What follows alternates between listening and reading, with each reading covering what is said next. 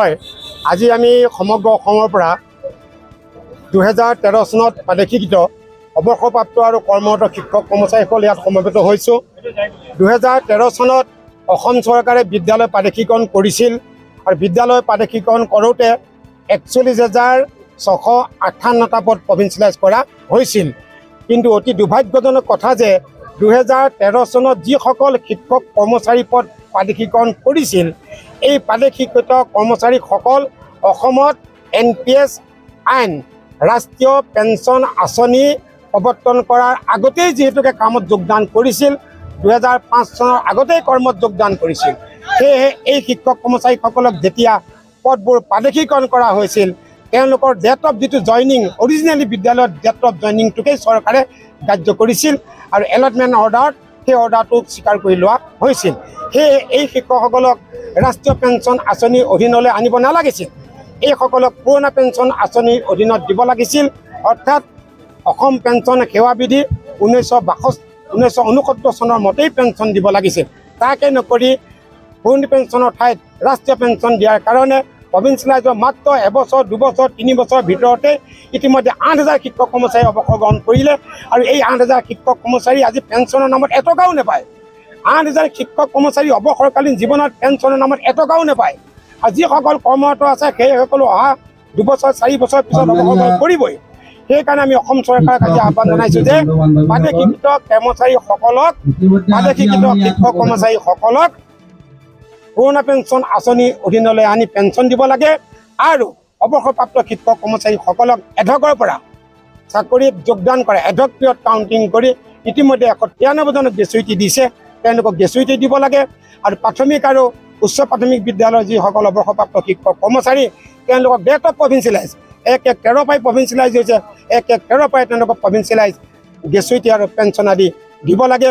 আৰু আমাৰ ইতিমধ্যে যিসকল পৰিয়াল ঢুকাই গ'ল অৱসৰকালীন যিসকল পৰিয়াল ঢুকাই গৈছে এই ঢুকাই যোৱা পৰিয়ালৰ অৱসৰপ্ৰাপ্ত পৰিয়ালৰ যিসকল উত্তৰাধিকাৰী আছে উত্তৰাধিকাৰীসকলক পেঞ্চনৰ ব্যৱস্থা কৰিব লাগে। কিয়নো প্ৰাদেশিকৰণ হোৱা 13 প্ৰাদেশিকৃত হোৱা যিসকল কৰ্মচাৰী যিসকল কৰ্মৰত কৰ্মচাৰীসকল যদি কৰ্মত থাকোঁতেই ঢুকাইছে তেতিয়া তেওঁলোকৰ পৰিয়ালৰ উত্তৰাধিকাৰীক অলৰেডি পেঞ্চন বেনিফিট দিয়া হৈছে।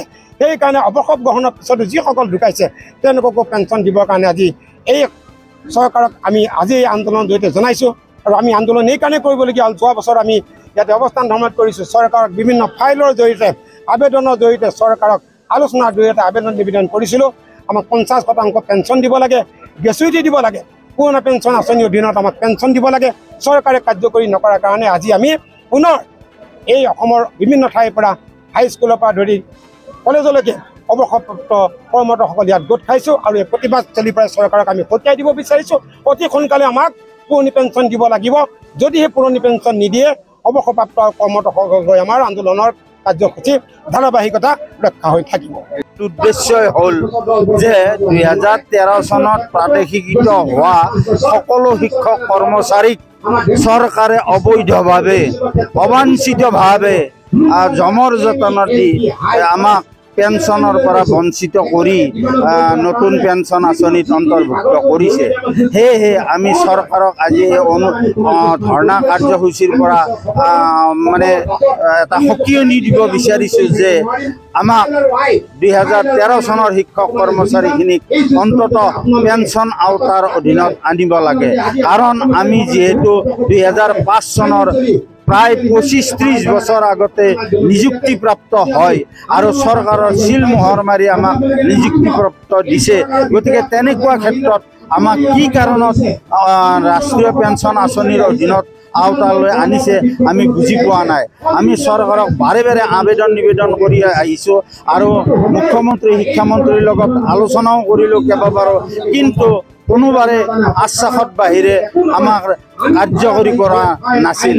আৰু সেইকাৰণে আমি আজিৰ এই মানে ধৰ্ণা কাৰ্যসূচীস্থলীৰ পৰা চৰকাৰক আহ্বান জনাইছোঁ যে আমাক এই 60-70 বছৰ বয়সত ধাৰাবাহিক আন্দোলন কৰাৰ